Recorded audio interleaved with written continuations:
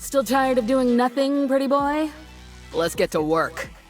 Hey guys, so season 14 is starting to come to its end, but there's still a lot of confusion around how to play Vi, which makes sense because she's been receiving a lot of changes, not only over the last few years, but this season on its own, and even this split with buffs and nerfs, meta changes and all the rest of it. So I think it's very difficult. So I wanted to make this video to clarify so that you can, with confidence, go into this next month and try to get your rank. So we're going to be covering runes, builds, how to approach her, when she's strong, when she's weak, how to adapt, and how to play against the enemy team comps, how to team fight. So I'm gonna try to cover all of it, make it as clear as possible for you guys so you can go confident into your games. So let's dive right in. So Vi in the current meta, I actually got two playstyles. One of them is Bruiser, which is the most played, most popular, and what you want to be doing in most games. But you also got Assassin, which I will cover. I'm going to talk a little bit later about when you're going to go which build. First, let's cover Bruiser. So I would recommend Bruiser if you're a little bit lower elo. If you're not too experienced with Vi, I would definitely recommend you to play Bruiser first. It's the simplest and it allows you to make a little bit more mistakes. You should be pretty refined if you want to try to play an assassin build. It's high risk, it's high reward, but you also need to execute properly. Before I forget, I just want to talk about the boots and the jungle pet that you want to be running. So if you're playing assassin, lucidity boots or swiftness boots is what you want to be doing in almost every single game. There are some rare cases if they're full AD or full AP, you can go for plated steel caps or merc. That's very rare cases. You want to go for lucidity boots in most of the games. If they have a lot of slows, a lot of mobility and a lot of speed, swiftness boots can be very nice as well. And when it comes to pet, when you're playing assassin build, you want to go with the blue Gustwalker because you need to be able to move around map to make picks, to be quick. You don't need that extra HP, and red is just for poking, so that's definitely not for you.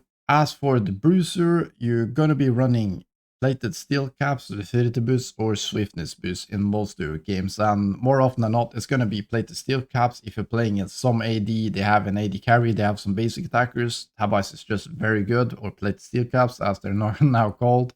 They got buffed this season and they're just extremely strong. And then you got lucidity boots, which is slightly more aggressive. It also allows you to be a bit more active in the early game because it's cheaper, so you get the item power spikes a little bit earlier, and the flash cooldown and the ultimate cooldown will be lower for ganks, and that's really good. So I like those a lot as well. Haste is just overall very good on Vi. And then you got the swiftness boots, as we talked about earlier. It's good against high mobility teams, or if the enemy team has a lot of slows. You do have merc threads, but I don't go with them very often. They're so nerfed, they're extremely expensive. So if you really want the attack speed, I'm more likely to go with Sterax compared to the merc threads, because they're just really not that good anymore. So unless they're absolutely necessary, they've got a bunch of CC and a lot of magic damage, then it's fine, but that's 1 out of 10 games in my opinion. As when it comes for the pets for Bruiser, I will be going blue probably 70% of my games, and the rest I will go with the green smite. It can be very good because that shield, especially if you're the main tank, it allows you to tank a bit more if you're playing as assassin or poke. That extra HP can be very nice, and it's a very good team fight pet, while the blue one is very good for picking off targets. But if it's mostly going to be big brawls, the green one I do think is a bit underrated, especially with the shield bash. It's going to be synergizing very nicely. So let's cover the Bruiser build. So at the moment, I think you got two different options when it comes to first items and rune pages to synergize as well with them.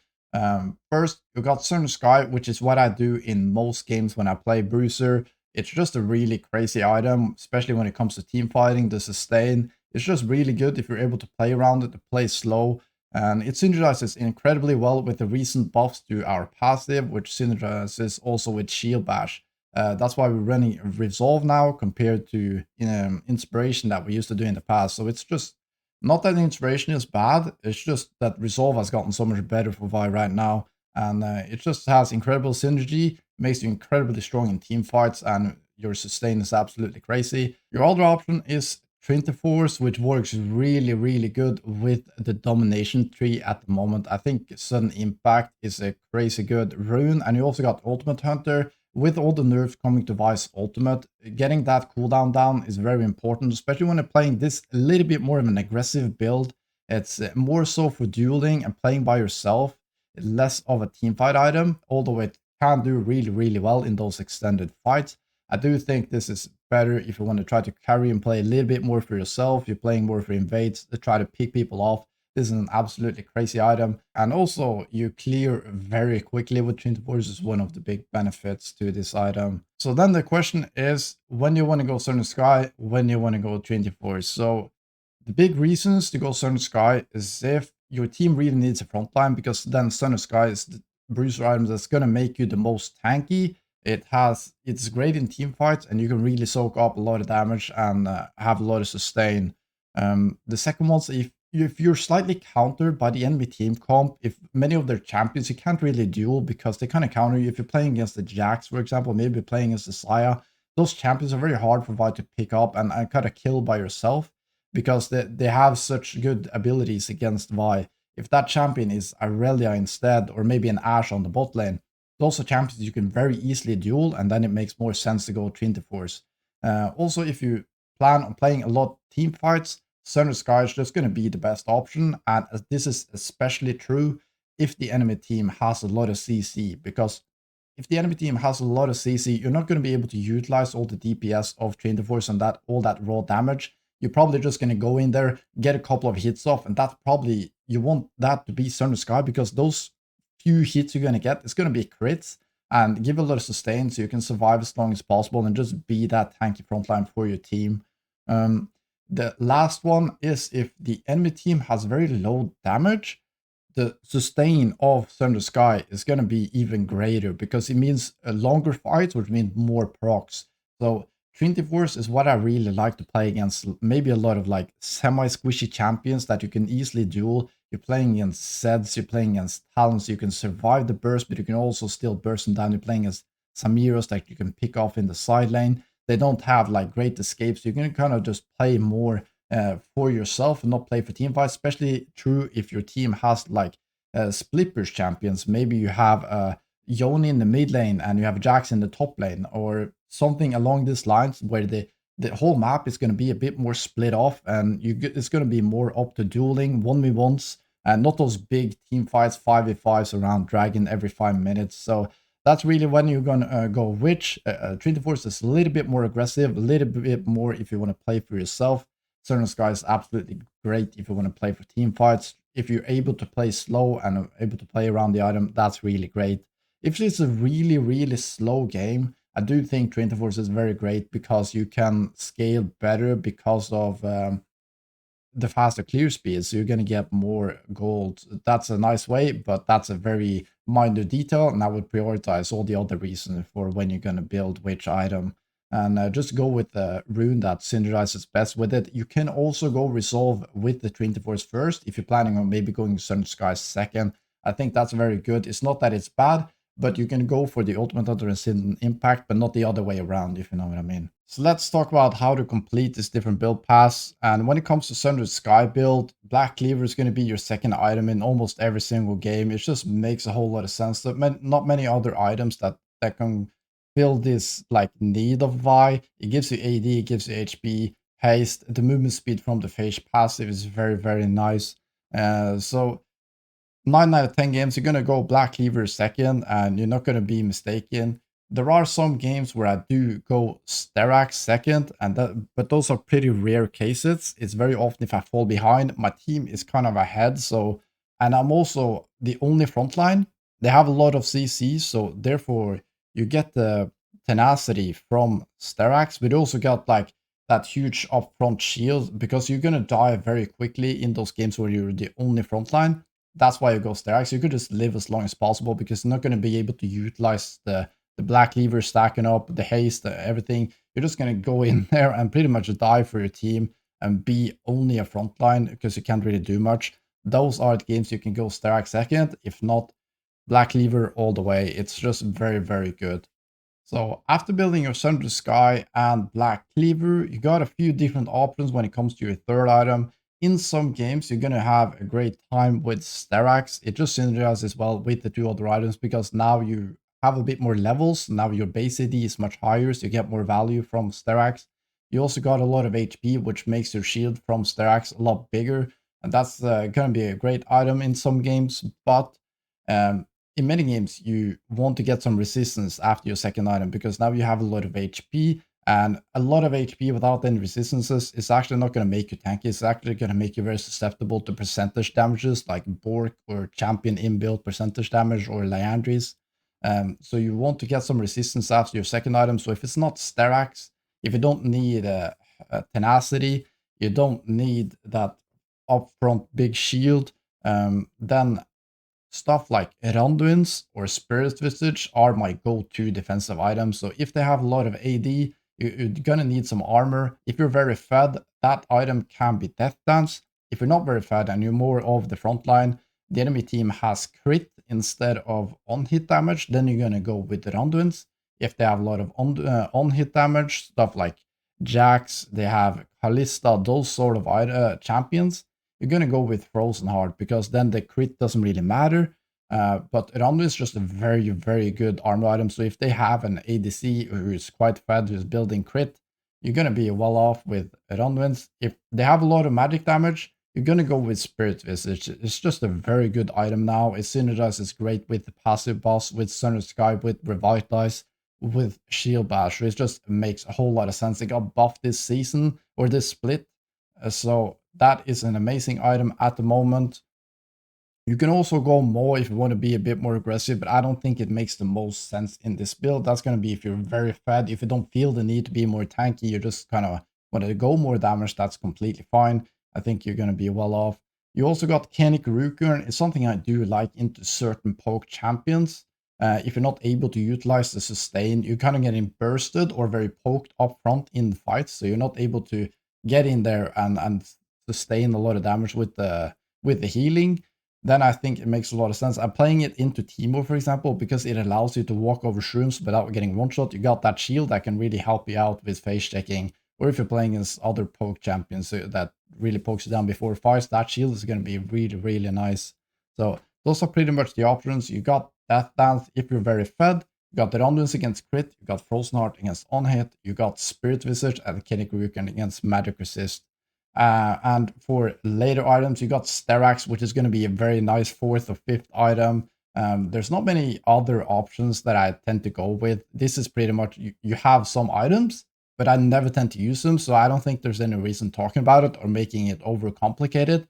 This is pretty much what are going to be my items in every single game. So now let's talk about your 3rd, 4th, and maybe 5th item when you're building Trinity Force. So it's going to be a little bit different, but not necessarily. So if they're starting to build some armor after your Thunder Sky, then you can follow up with the Black Cleaver. You don't want to do this every game because you do end up with a lot of HP and very little resistances. But if you, let's say you have a plated steel caps and they have mostly AD damage, then this is going to be pretty good. Because then you already have some armor to back it up, and you're going to be shredding armor as well into this stage because now people are starting to get a lot of armor in many roles. So that's going to be very good. You also got Sterax with Synergize. It's great with all the HP from before. If you need a little bit of tenacity, you're kind of dying a little bit too quickly, that can be a great option. But one of my favorites to do with this build is Death Dance, because you're going kind of an aggressive build. You're doing a lot of damage. So if they don't getting a bunch of armor, I really like Death Dance, especially if you're snowballing. It just makes a lot of sense. It allows you to sustain enough to get that kill because you have so much damage. You're also scaling really well because it scales off of your AD. As for magic resist items, now you got more. I think that makes more sense with this aggressive build. But don't be afraid to go the Spirit Visage or even Canny Kuken with this build. It's going to have you do a lot of sustained damage. You're going to be very tanky. It's going to be extremely good. So those are also good follow-up items. So it's kind of very similar, but you're kind of mixing them up and going in a different order. That's pretty much the only difference. And then you got Death Dance and more. That's kind of synergizes better with this aggressive build. That's pretty much the only difference. So to sum it up, if you're snowballing with this build, your 3rd item should be Death Dance. If they have armor, it should be Black Cleaver if you build Thunder Sky 2nd. You have, if you want tenacity and to survive some burst, you have Sterax. If you want an aggressive magic resist item against some of maybe like burst mages, you really want more. If you want to be more tanky but get some magic resist, you want Spirit Visage. So that's pretty much it. The last option you have is Eclipse. So if the enemy team has like very low damage, you're snowballing very hard, you can go, for example, Trinity Force, Black Cleaver, and Eclipse. You're going to do some crazy damage. And it works really well against like low damage team comps. So you're going to be shredding those tanks and do a lot of damage. You have some sustain with that kit. So that's extremely good. That's pretty much all the items you need to think about. So that wraps up Bruiser build. Let's talk about Assassin. It's a very exciting build, and let's cover the runes first. So don't get baited by anything else than Halo Blades. Halo Blades is your go-to. I've heard people wanting to try Electrocute and have a lot of requests. It just doesn't make any sense because every way I see it is you're going to do at least one more order with Halo Blades to make up for the damage of any other rune you suggest. And it also has way more utility in that you can do the combos so much faster, which is really key. You need to get that burst, you need to get off all the autos, and you need to be able to do Q auto E, and then the ultimate, and then auto E again. That combo needs to be super quick because you're not building any attack speed. So this needs to happen immediately. That's why this rune page is so strong. It also allows you to do fast dives, do those big chunks, do some crazy bursts in short amount of time. It's just the only rune page that makes sense on this build. Then you got sudden impact, and then you have two different options. That is zombie ward, and you have eyeball collection. Both very good if you're running Umbral zombie ward is the go-to. If not, you're going to be running eyeball collection. And then finally, you got treasure hunter, you got relentless hunter, and ultimate hunter. And I can honestly say I don't know which one is best. They're all extremely good. They got their different options. If you feel like you never have ultimate, go with ultimate hunter. If you really want to snowball from the beginning, go treasure hunter. But relentless hunter is just overall really good. I can't make up my mind which is better, so go with whatever you feel like, what you think makes sense, because you're not really going to miss with any of those, to be honest. And then for the secondary, you're going to be running Triumph. It's just very good because you're going to be very involved, get a lot of kills, do a lot of damage, and it just gold is very important for this build, so it makes a whole lot of sense.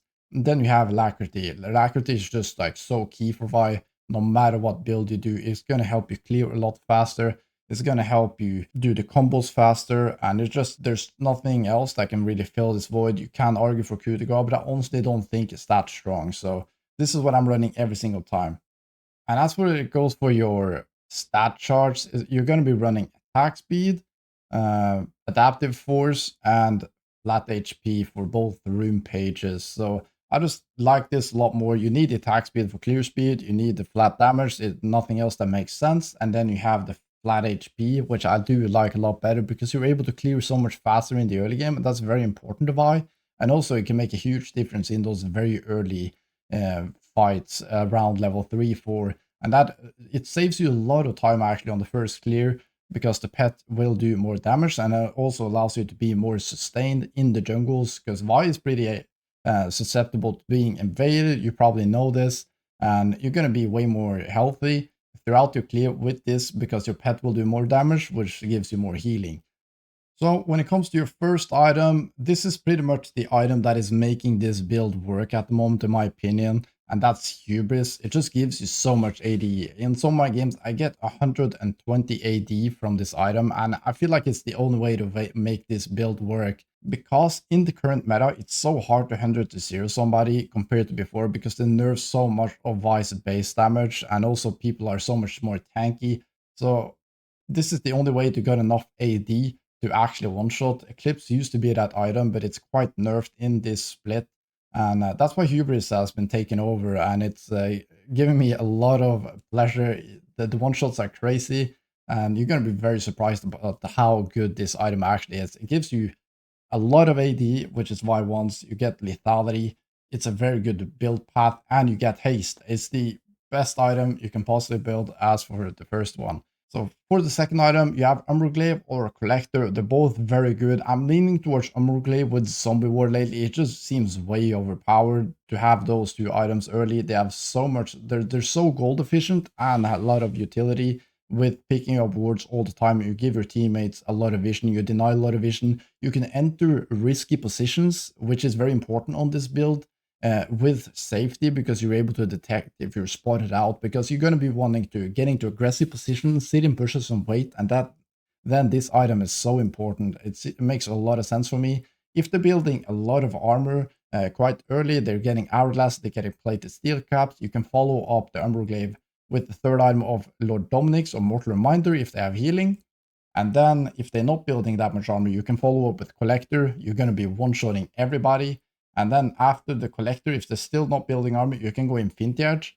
And then for other items, it's basically only utility. I think Death Dance is one of the best items with this build. If you're very fed and you get a lot, quite ahead, you don't need more damage. It's nice with more damage, but you want to have some sort of survivability. Death Dance is the best item because it allows you to get those resets. It allows you to be tanky enough to get the combo off, get the reset, and then you're going to be healing up. So it makes it very tanky. It has a lot of burst. It has some crazy stats. So that's one of the best items with this build if you have enough damage. If you're a little bit behind or even, I don't think Death Dance makes sense. But if you need anti-AP item, it's going to be more. It just synergizes well with having a lot of AD. Your shield scales off of bonus AD. And then you got Edge of Night, which is more of a utility item, which can be very good against certain spells that really counter you. That's pretty much it. But the main builds are going to be Hubris, Umberglaive, Collector, then you have Lord Dominic's, Infinity Edge, and Death Dance. Those are the best items. And you can mix it up with the Maw, you can mix it up with the Edge of Night if you really need it, but that's going to be your core build in most games. So the question then is, when do you go Bruiser, when do you go Assassin? So Assassin is not necessarily something you need to be able to learn. You're going to be doing well on Bruiser in every single game if you want to, but if you want to play Assassin, the conditions are, is the enemy team squishy? And is the how much CC does the enemy team have? If they have a lot of reliable CC, Assassin is going to be extremely difficult to pull off. If you're playing as the Maokai, you're playing as the Lulu, that can just polymorph you very easily. It's going to be extremely hard to pull off, regardless how squishy the enemy team is. But as soon as I see, for example, a mage on support, they have a tank with very little CC in the top lane like a Mundo, suddenly it's going to be extremely easy for you to play Assassin. You can one-shot almost anybody. And squishy comps, that I mean, Viego, I count as a pretty squishy champion. And there's more of those tanks with a lot of CC. It's going to make it very difficult for you. Then you mostly have to be that Bruiser, because if you get caught by any sort of CC, you're just going to instantly die. It's also very difficult to play Assassin if you're playing into more counters, if you're playing into Morgana, if you're playing into a Xayah, if you're playing into a Jax. Those sort of champions that you can't really one-shot, you can't really fight against them in any fair way. That way it's going to be extremely hard to pull off Assassin. So then you're better off with Bruiser every single time.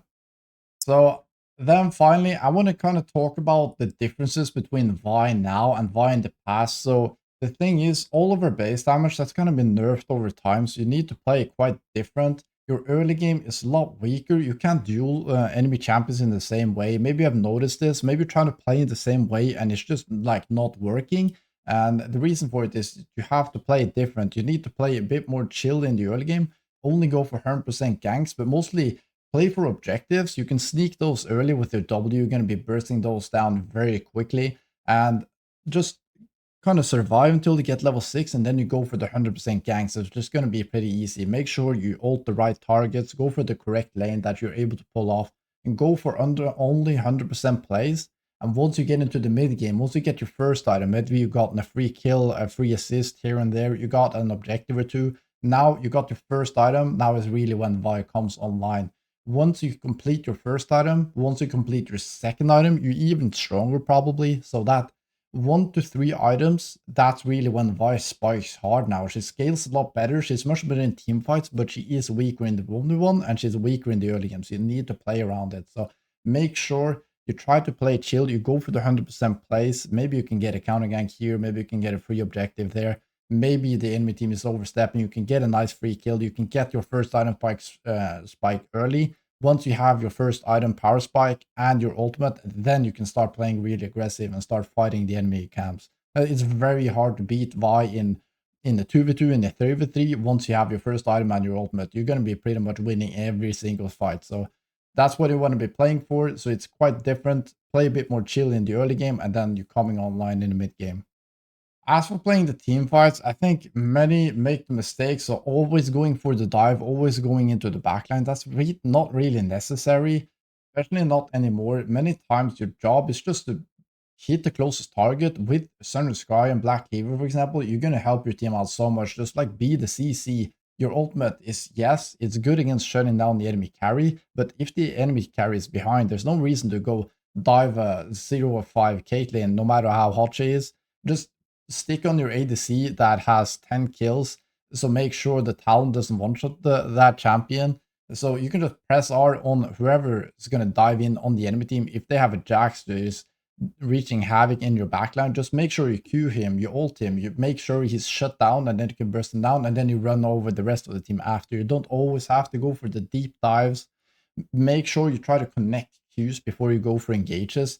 If not, it should be a pick and not an engage. If you're engaging with the QR, it's going to be difficult unless they're way overstepping. So you can always start a bit chill also. You can just like sort of play in the front line. If the enemy team comes into you, you can kind of take a Q, you kind of jab them, and then the enemy carries oversteps, and then you can go in with the ultimate. You don't need to always initiate the team fights with your ultimate. Then lastly, let's talk a little bit about how to play Assassin Vi. Once you play those really squishy builds, it's very hard for you to team fight. You can't really go in and fight front to back. It's very important for you, especially when you're team fighting, to look for flanks constantly. That's why Umberglaive is so good, because it allows you to get into those very aggressive positions, and you know that it's not warded. So you need to look for flanks. Use your Q to get over terrain constantly, and look for good flank angles before fight. So make sure you're early on the map before setups. And for the rest of the game, you're mostly looking for picks. You're looking to get into aggressive position, maybe catch out the ADC when it goes for a red buff at 25 minutes. Catch someone in the side lane when the ADC goes to push out that wave, or a top lane Quinn that you can just one-shot once they go in the side lane, or a Xerath from a mid lane goes to push out the wave. You can instantly go for those picks. Don't play for the big fights. You look for picks solo all the time. You're moving around with that blue smite is going to be the most efficient way to go. And if you, by the end of the video, don't know what to put points in Vi's skills, you're going to max out Q first, and then W second, and E third. So this has kind of changed over the years because they've been nerfing Vi's E base damage. So now you don't get as much from putting points into it anymore. So W actually just does more damage when you're maxing it out than E. And because they shifted E from the base damage into bonus AD. So the E ramps up with items and not with putting skills into it. Meanwhile, W base damage is very nice. And they also nerfed Vi's E cooldowns later, but they buffed them early game. So now the rank 1 E is just much better than before, and the rank 5 E is much worse. So now you're just going to max out W seconds. It's also very nice for taking objectives and farming a lot quicker. But that's going to be it for now. I hope you learned something here. If you did, make sure you like the video and make sure you subscribe, because I'm going to be making a complete guide once season 15 hits, which is going to cover all the changes and how to play Vi holistically and against different sort of matchups in different areas of her gameplay. So that's going to be very in-depth, covering everything. So I hope you'll join me for it. I hope you like this video, and I'll see you in the next one.